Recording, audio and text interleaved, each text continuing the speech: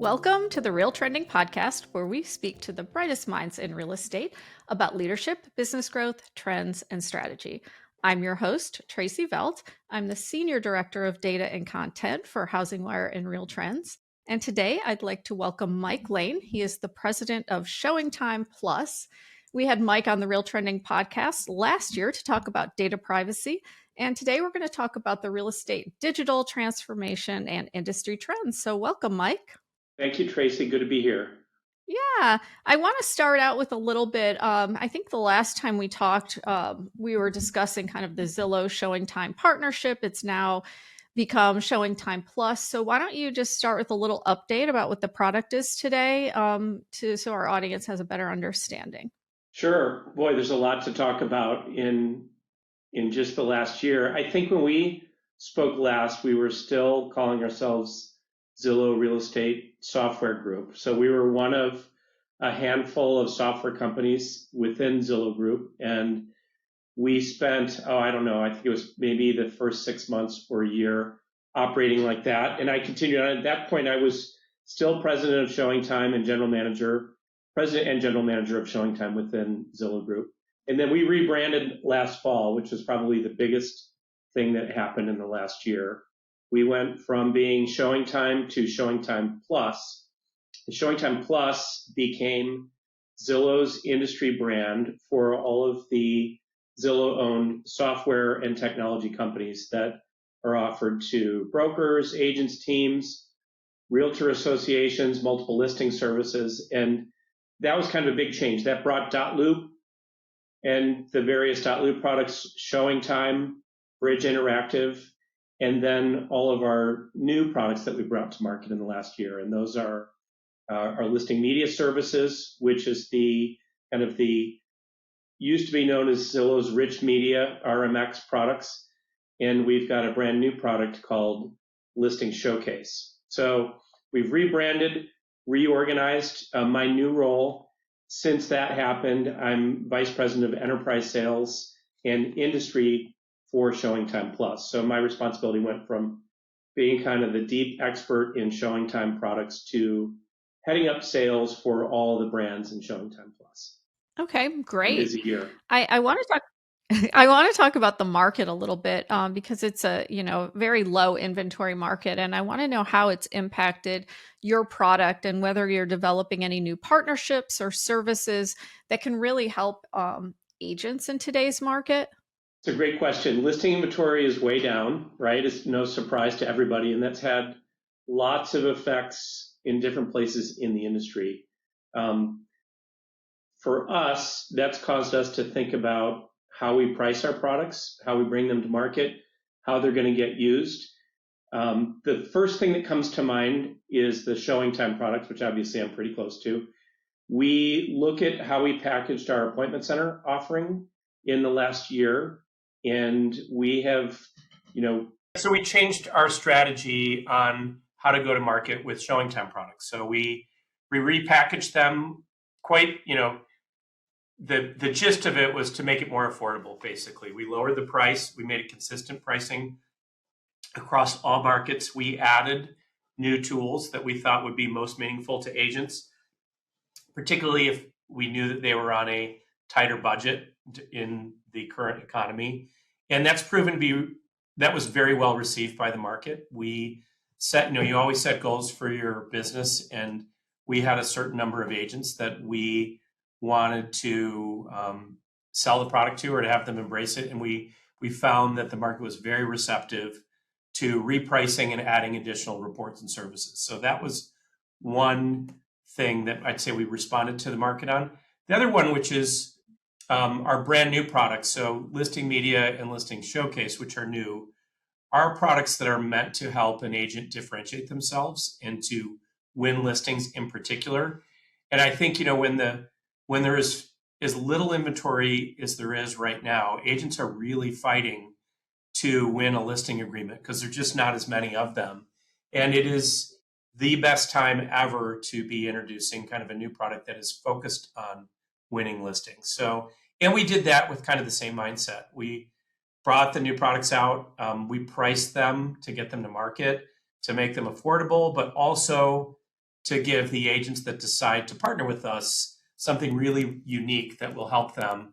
And I think more than ever, I've seen the industry go through multiple economic cycles over the last 23 years. And this is just another one of those. It is the perfect time to be bringing out kind of a marketing product for agents to differentiate themselves. So in the slow inventory, I think those are the good Yeah, things. I mean, I'm curious how the showings go, as far as with the inventory issue. Obviously, you don't have as many houses on the market. Some markets are better than others. I mean, I interviewed an agent from Miami Beach who she said that, showings, listings, first of all, she's doing really well with them. And there are tons of showings on her listings. She's still getting multiple offers.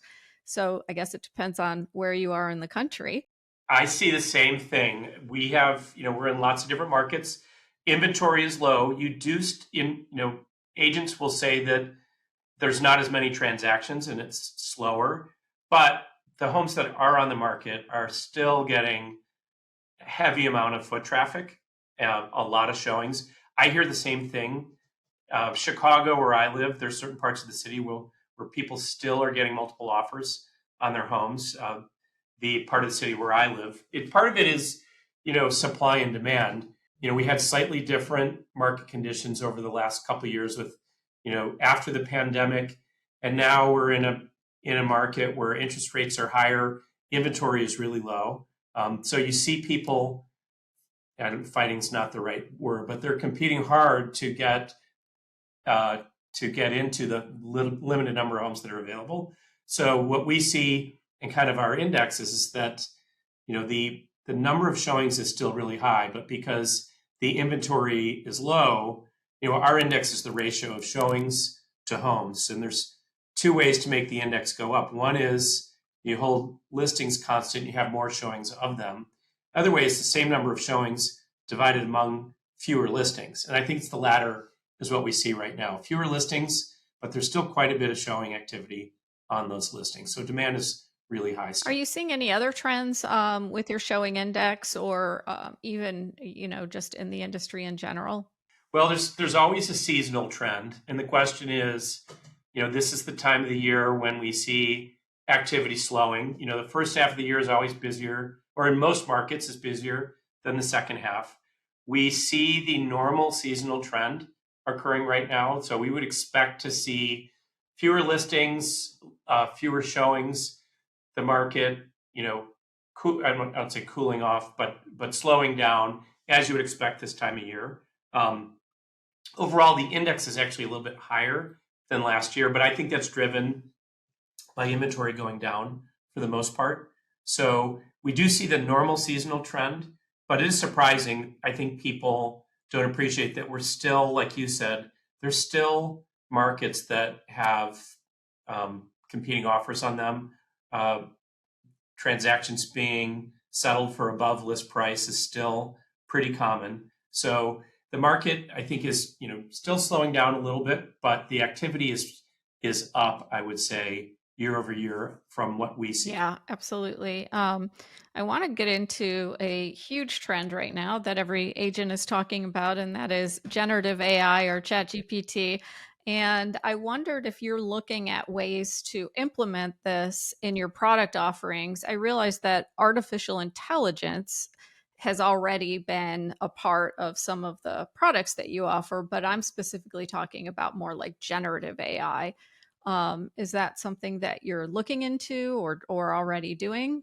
So I'll speak to kind of Zillow as a whole, who I would say got into this space probably ahead of maybe every other company in real estate technology. So Zillow was very early at computer vision, artificial intelligence, generative AI. Where it affects kind of the part of the business that I am the most is the photography and rich media products that you were just talking about. And I was trying to think of a good example to use for you, for your listeners. But the best one I can think of is when we send our photographers out to produce media for a listing agent. They take a series of photographs and panoramic photographs, and artificial intelligence that's built into the programming will stitch the pictures together. It will look for characteristics of the home in the picture. It will place unique attributes from the photography into the floor plan. So it figures out the floor plan automatically from the photography, which is really hard to do and unique. But the newest thing that we've added is AI is looking for things like a range or cooktop with 4 burners on it, and it will put those little specific attributes into the photography or into the floor plan automatically. So that was just one example of how we use AI. The other one that I can think of is for this brand new product, Listing Showcase, which has just been out for not quite 2 months now. The part of what it does is it will suggest to the listing agent how to group the photos that get displayed on Zillow's display of their listing. It will group them automatically based on what the software has learned is most attractive to the home buyer. So it will pick the kind of carousel. You might be, the photography carousels have been around for a long time, where big photographs, they switch out every couple seconds, but that is all done automatically in our Listing Showcase and Listing Media Services product. So it will do that, and then it will bundle, let's just say, if the kitchen is a main feature of a particular home, it will take the best 3 photos and organize them for the listing agent so that they don't have to do it. And I think that's just a really good example of how we do it, but it's also what you hear.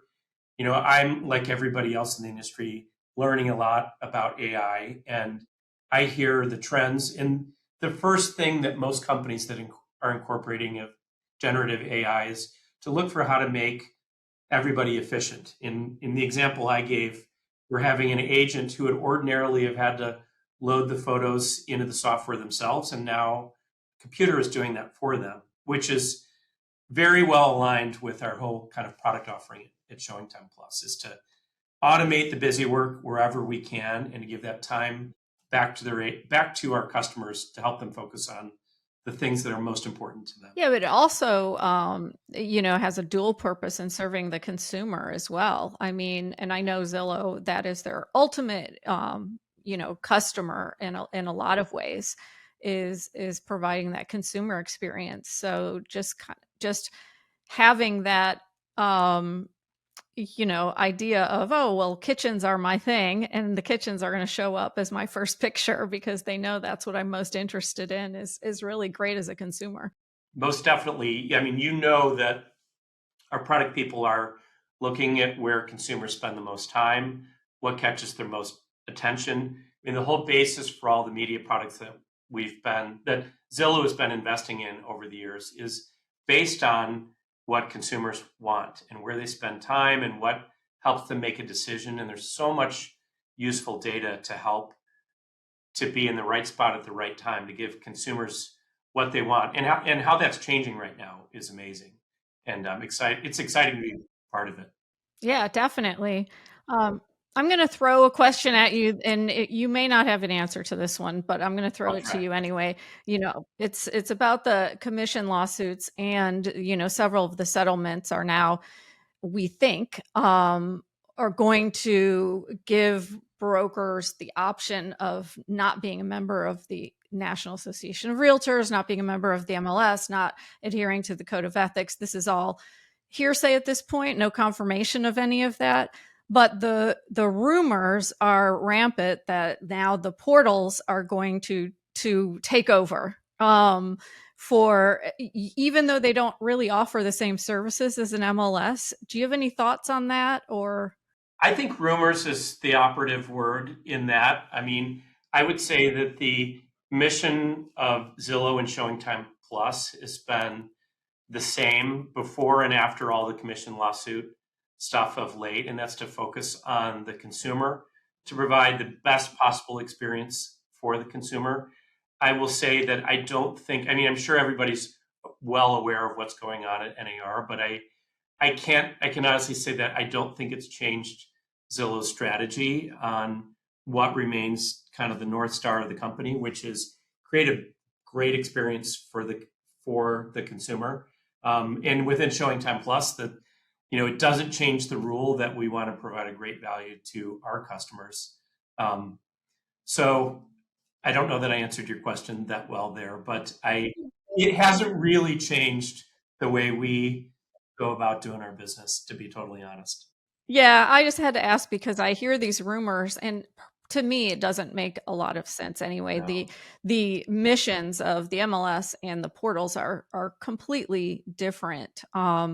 But I'm not sure that people really completely understand that. So I think, particularly for a big company like Zillow, having a mission that sticks, that you don't have to change the company strategy as things around you change. I think Zillow is a really good example of a company that has a really good strategy that's focused, that will remain constant through all the cycles, through the economic cycles that we talked about and slowing markets, but also as other things change around it, is totally focused on its mission. And I think that will serve the company really well over time.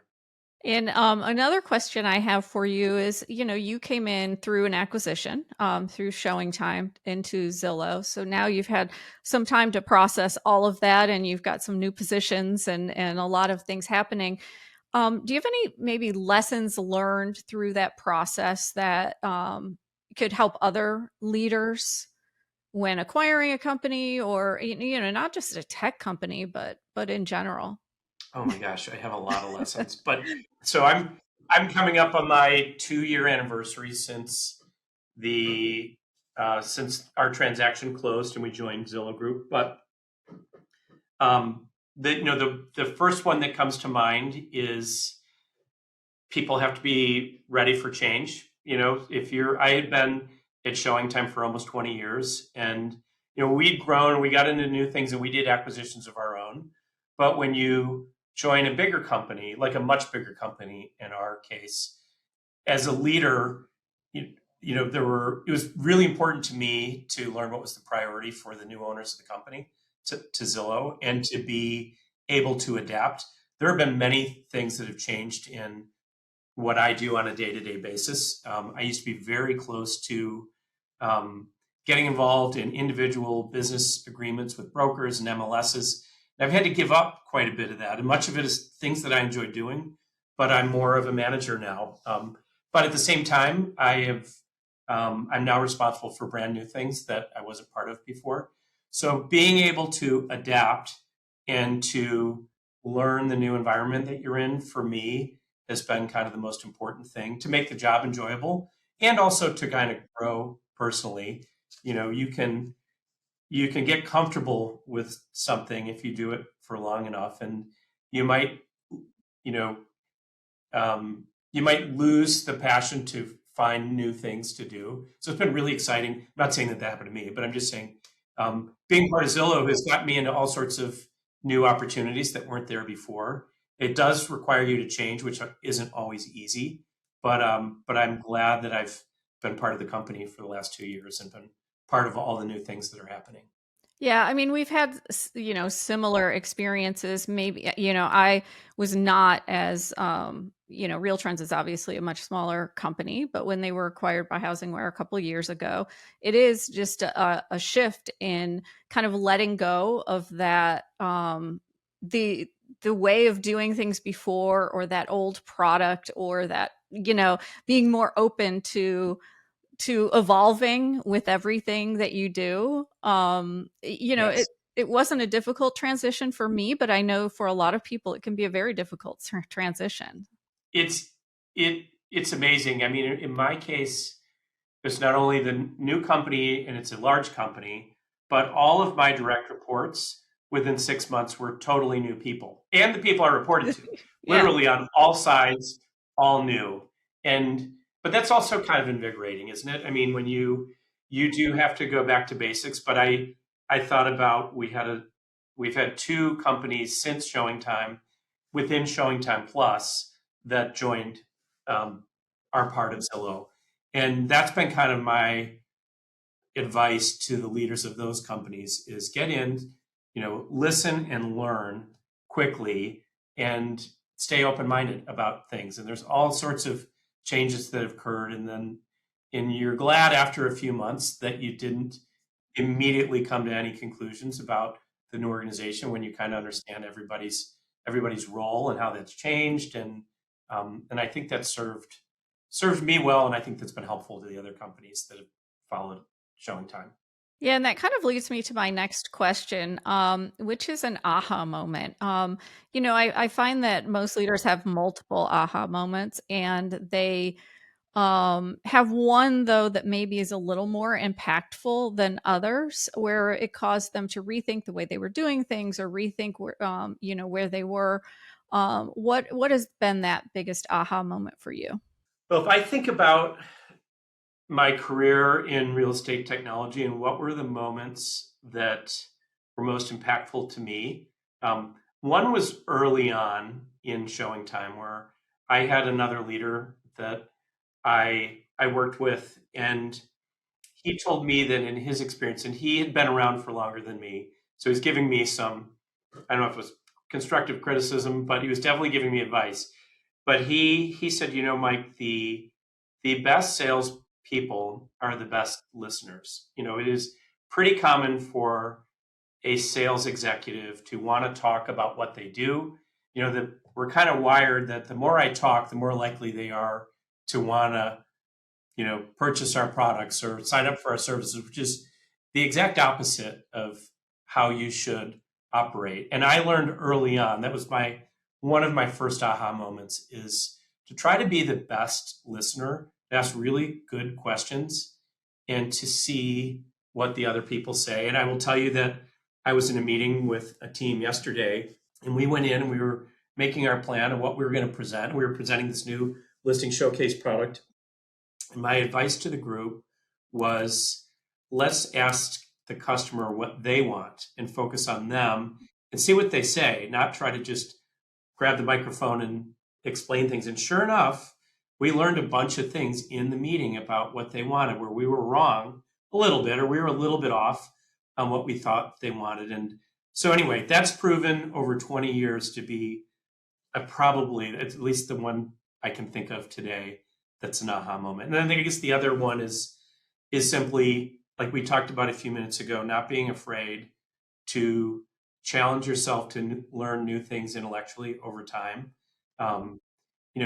Particularly things you don't know already. AI is a great example of that. It's something that a year ago was talked about a little bit, but now it's like so front and center. And Zillow's done a really good job of challenging every leader to try to think about how to incorporate AI in your day-to-day business. And I think that's mostly from the standpoint of, like, is there something that you can be doing now that uses AI to free up your time to focus more on high quality things? So that's probably been a more recent aha. And I can't say that I'm logging into Chat GPT, asking questions, but there are little things. There's paperwork and organizing of information that if you could press a button to do it and save yourself an hour, you should do that.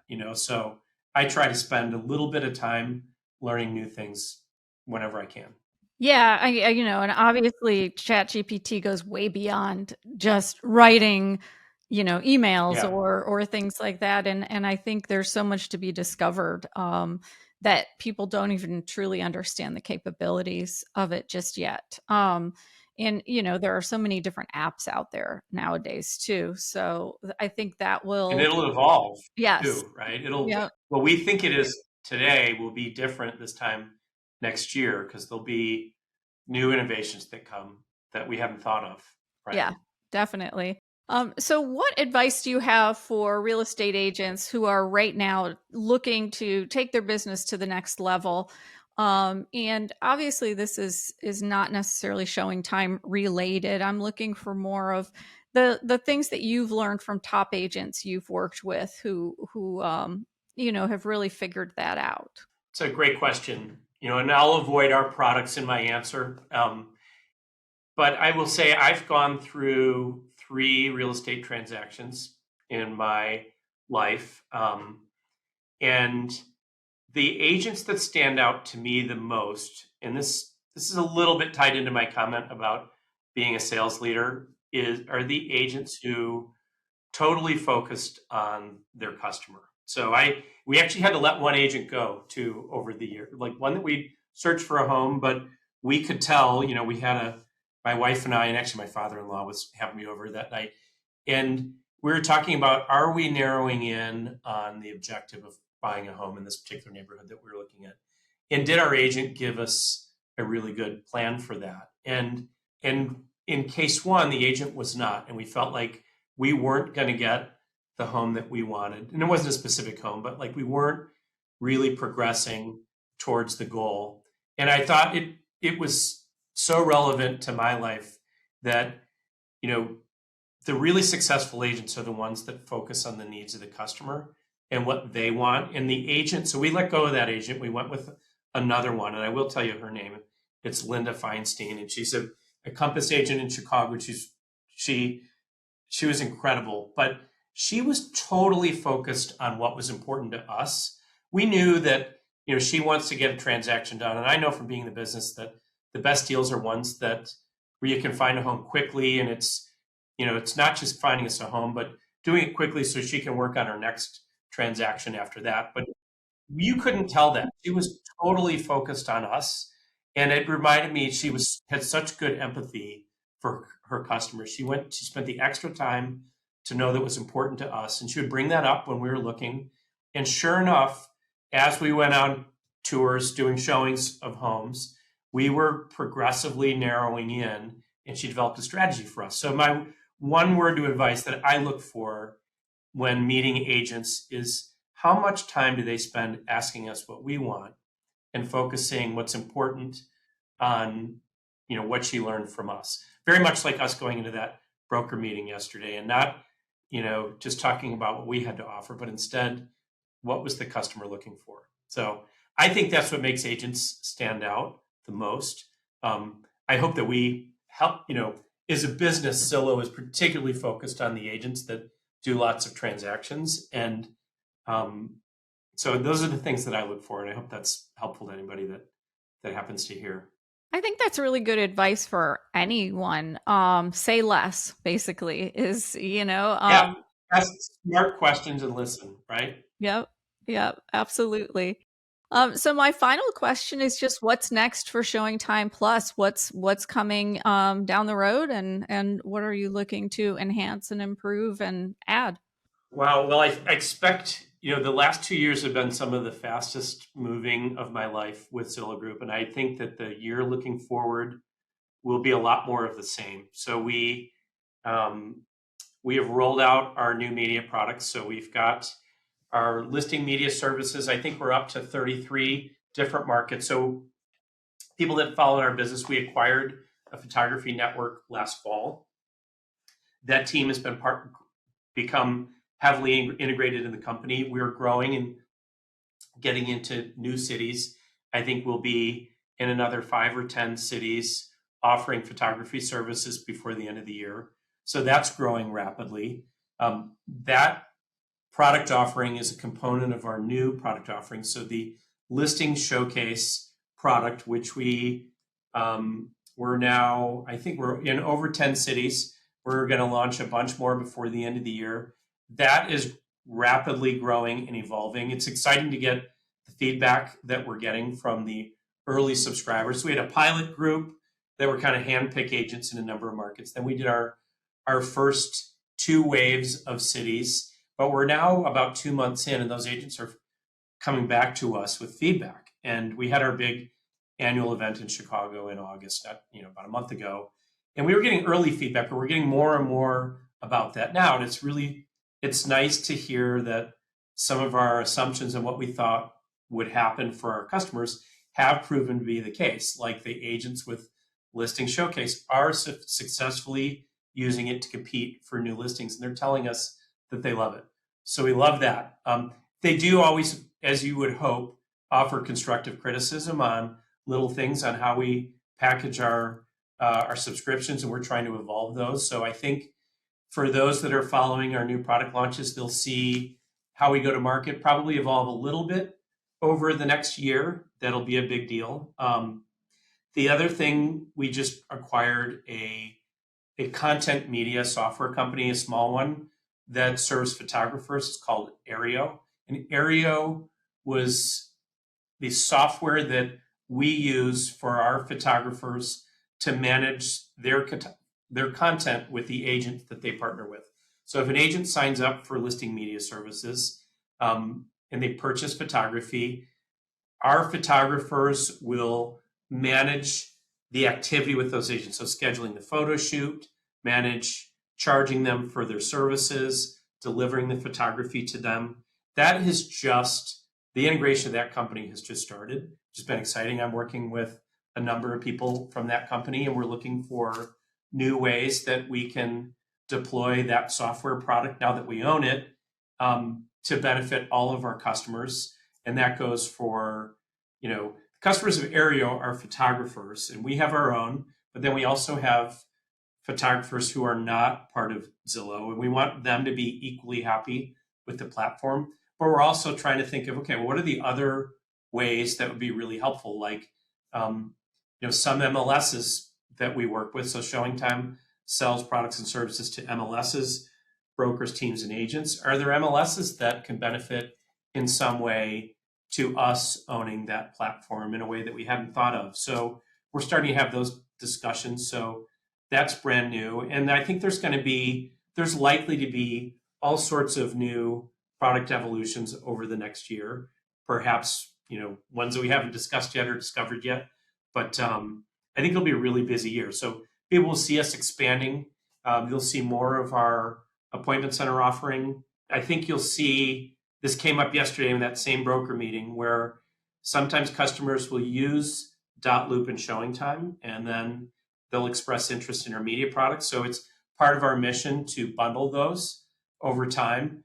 We're working on a platform so that if a company subscribes to one product and they have an account and a credit card in the system, they don't have a totally separate system for our second product. That's all internal stuff, but it does make a difference to the agent if they've got to do the same thing 3 times to buy our 3 products. But wouldn't it be great if they could go in once, create a profile in our billing system, and have it automatically do that for them all on one platform? So those are the ones that come to mind the most, are making our current products do more for our customers and to get them to market, but also to pull our products together in a way that benefits the customer even more.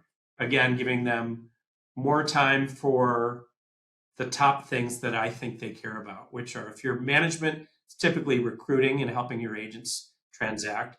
But if you're agents, it's differentiating yourself, making your services stand out among the many agents, helping them win listings and marketing themselves. We'll try to do all of that a lot better over the next year. I think we'll succeed too, by the way.